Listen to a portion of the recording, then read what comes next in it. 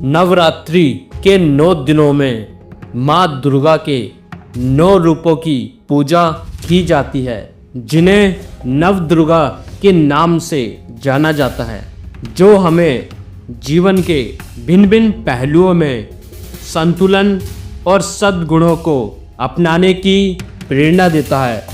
यह पर्व हमें आत्मनिरीक्षण, आत्मशुद्धि और आत्म साक्षात्कार का अवसर प्रदान करता है, जिससे हम अपने जीवन को अधिक सार्थक और उद्देश्यपूर्ण बना सकते हैं। आइए इन 9 रूपों और उनकी शिक्षाओं को विस्तार से समझते हैं। पहले दिन माँ शैलपुत्री की पूजा अर्चना की जाती है। शैलपुत्री का अर्थ है पर्वतराज, हिमालय की पुत्री। माता का यह रूप हमें धैर्य, स्थिरता और साहस की शिक्षा देता है। माँ शैलपुत्री का जीवन हमें सिखाता है कि कठिन परिस्थितियों में भी हमें अपने लक्ष्यों के प्रति अडिग रहना चाहिए। दूसरे दिन माँ ब्रह्मचारिणी की पूजा अर्चना होती है। ब्रह्मचारिणी का अर्थ है तपस्या करने वाली। माँ का यह स्वरूप हमें तप, त्याग, वैराग्य, सदाचार, संयम और आत्मनियंत्रण की शिक्षा देता है। माँ ब्रह्मचारिणी के जीवन से हमें यह प्रेरणा मिलती है कि आत्म संयम और दृढ़ संकल्प से हम किसी भी लक्ष्य को प्राप्त कर सकते हैं। तीसरे दिन माँ चंद्रघंटा की पूजा अर्चना की जाती है। चंद्रघंटा का अर्थ है चंद्रमा के आकार की घंटी धारण करने वाली। यह रूप हमें परम शांति, सौम्यता और वीरता की शिक्षा देता है। माँ चंद्रघंटा का स्वरूप हमें सिखाता है कि आंतरिक शांति और साहस के साथ हम जीवन की हर चुनौतियों का सामना कर सकते हैं। चौथे दिन माँ कुष्मांडा की पूजा अर्चना होती है। कुष्मांडा का अर्थ है ब्रह्मांड की सृष्टि करने वाली। यह रूप हमें सृजन, आत्मकता, ऊर्जा और सकारात्मकता की शिक्षा देता है। माँ कुष्मांडा का उदाहरण हमें प्रेरित करता है कि हम अपनी आंतरिक शक्ति से नए सृजन कर सकते हैं और जीवन में प्रकाश फैला सकते हैं। 5वें दिन माँ स्कंद माता की पूजा अर्चना होती है। स्कंद माता का अर्थ है भगवान स्कंद यानी कार्तिकेय की माता। यह रूप मातृ तत्व, करुणा और समर्पण की शिक्षा देता है। माँ स्कंद माता का जीवन हमें सिखाता है कि निस्वार्थ प्रेम और सेवा से हम समाज में सकारात्मक परिवर्तन ला सकते हैं। 6ठे दिन माँ कात्यायनी की पूजा अर्चना होती है। कात्यायनी का अर्थ है ऋषि कात्यायन की पुत्री। यह रूप हमें साहस, शक्ति और न्याय की शिक्षा देता है। माँ कात्यायनी का उदाहरण हमें प्रेरित करता है कि अन्याय के खिलाफ खड़े होकर हम समाज में न्याय और सत्य की स्थापना कर सकते हैं। 7वें दिन माँ कालरात्रि की पूजा अर्चना होती है। कालरात्रि का अर्थ है काल की रात्रि। यह रूप हमें अज्ञानता, भय, नकारात्मकता से मुक्ति की शिक्षा देता है। माँ कालरात्रि का स्वरूप हमें सिखाता है कि आत्मज्ञान और साहस से हम अपने भीतर और बाहर की बुराइयों का नाश कर सकते हैं। 8वें दिन माँ महागौरी की पूजा आराधना होती है। महागौरी का अर्थ है अत्यंत गौरी। यह रूप हमें पवित्रता, शुद्धता और शांति की शिक्षा देता है। माँ महागौरी का जीवन हमें प्रेरित करता है कि आत्मशुद्धि और सादगी से हम आध्यात्मिक उन्नति प्राप्त कर सकते हैं। 9वें दिन माँ सिद्धिदात्री की पूजा अर्चना होती है। सिद्धिदात्री का अर्थ है सिद्धियाँ प्रदान करने वाली। यह रूप हमें सिद्धि, ज्ञान और पूर्णता की शिक्षा देता है। सिद्धिदात्री का उदाहरण हमें सिखाता है कि आत्मज्ञान और समर्पण से हम जीवन में पूर्णता और संतोष प्राप्त कर सकते हैं। नवरात्रि का पर्व माँ दुर्गा के इन 9 रूपों की आराधना का समय है, जो हमें जीवन के भिन्न भिन्न पहलुओं में संतुलन, सद्गुणों को अपनाने की प्रेरणा देता है।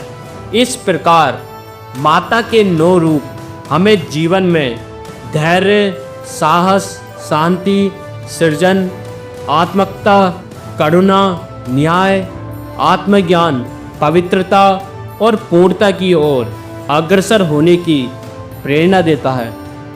आजकल भाग दौड़ वाली जिंदगी में हम इतने व्यस्त हो गए हैं कि सुबह उठते ही हम मशीन बन जाते हैं। काम के चक्रव्यूह में फंसकर हम अपने आप से पूछना ही भूल जाते हैं, क्या यही वह जीवन है जिसे हमने चाहा था? वह ऊर्जा और शक्ति कहाँ गई जो बचपन में हुआ करती थी, कि सारा दिन खेलने के बावजूद भी थकान नहीं होती थी? वह जोश और शक्ति कहाँ खो गई?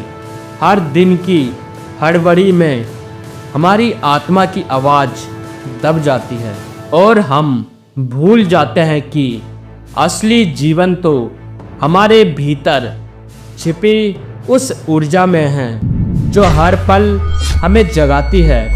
जिंदगी के पल ऐसे ही रेत की तरह हाथों से फिसल जाते हैं और हम अक्सर सोचते रहते हैं कि कल करेंगे, लेकिन इस सोच में हम अपना समय, परिवार, लक्ष्य, स्वास्थ्य, खुद पर भरोसा सब गवा बैठते हैं।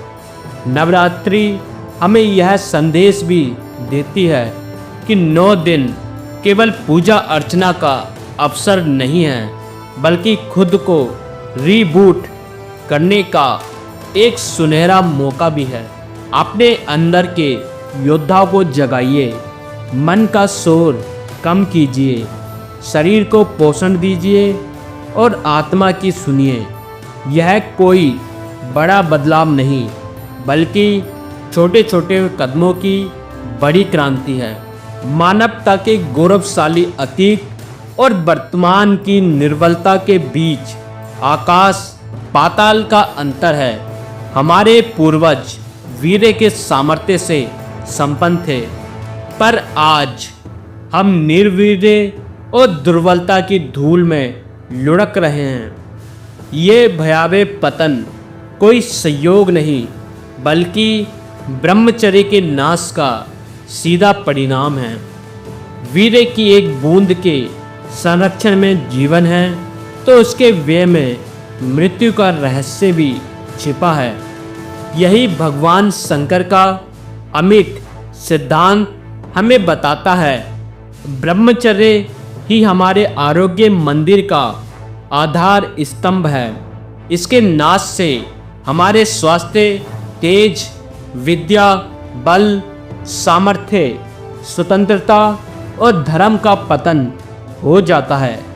जैसे एक मजबूत आधार के टूटने से संपूर्ण भवन ढह जाता है, वैसे ही ब्रह्मचर्य के नाश से शरीर और मन दोनों का विनाश शीघ्रता से हो जाता है।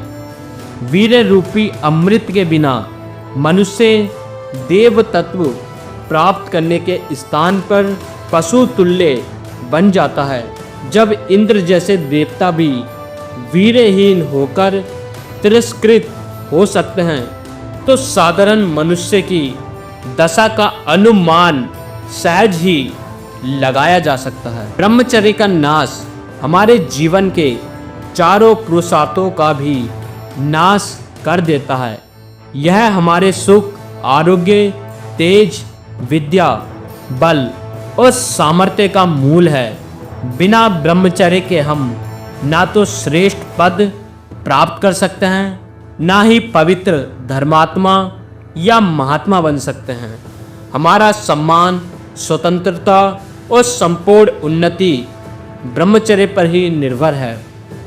जिस तरह वीर्य का नाश होने से शरीर का पतन हो जाता है, वैसे ही ब्रह्मचर्य का अभाव हमें असमर्थ, पतित और कमजोर बना देता है।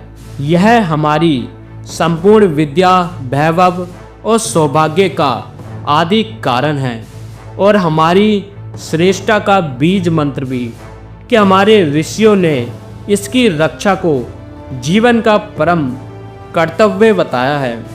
अतः यही निर्णय हमारे हाथ में है।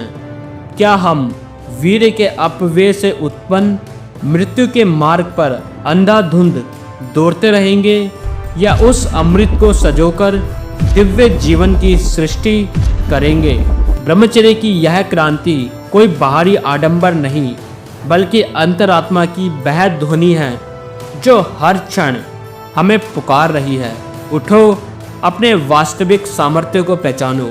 यही वह मंत्र है जो मनुष्य को मनुष्य नहीं, अपितु चलता फिरता देवता बना देता है।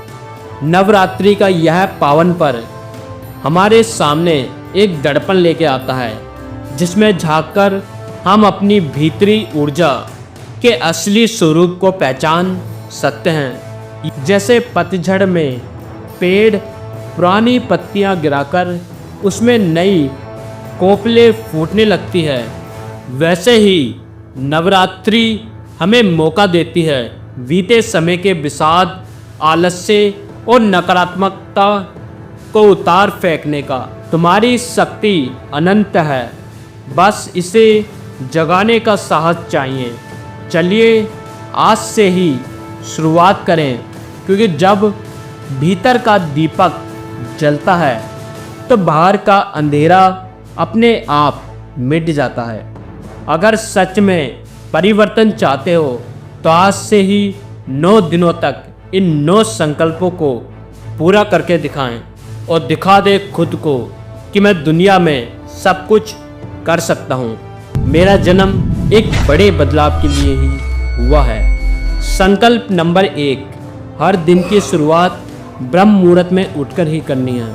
संकल्प 2, हर दिन ध्यान करना है। शुरुआत 20 मिनट से करें और प्रतिदिन 2 मिनट बढ़ाते रहें। संकल्प 3, मौन रहना है रोज 1 या 2 घंटे। संकल्प 4, पूरे दिन लंबी गहरी सांस लेने का अभ्यास करें। सांस ऐसे लें कि पूरा पेट फूल जाए, फिर उसे शक्ति अनुसार रोक लेना है। इसका अभ्यास करें और पूरा फोकस इस कार्य पर रखें। संकल्प 5, मोबाइल का यूज़ बस अपने कार्य के लिए ही करना है। संकल्प 6, फास्ट फूड, जंक फूड और कोई भी अनहेल्दी भोजन ना करें। संकल्प 7, गलत विचार मन में न लाएं और ना ही कोई गलत कृत्य करें। संकल्प 8, हर स्त्री में बहन और माँ की छवि देखें।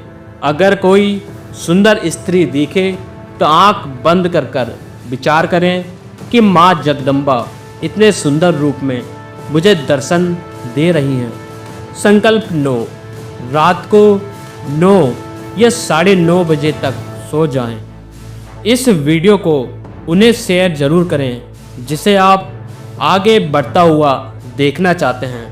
तो यह 9 संकल्प 9 दिनों तक फॉलो अवश्य करें। अब इस संकल्प को थोड़ा कठिन बनाते हैं।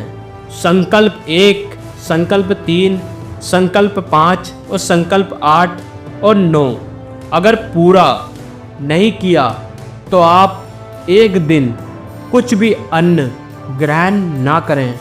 यह सजा है संकल्प पूरा ना करने की। इसके बाद भी कोई संकल्प लेना चाहता है तो कमेंट करें, मैं 9 दिन की इस यात्रा में शामिल हूँ। वीडियो अच्छी लगे तो सब्सक्राइब जरूर करना। परिवर्तन अब दूर नहीं,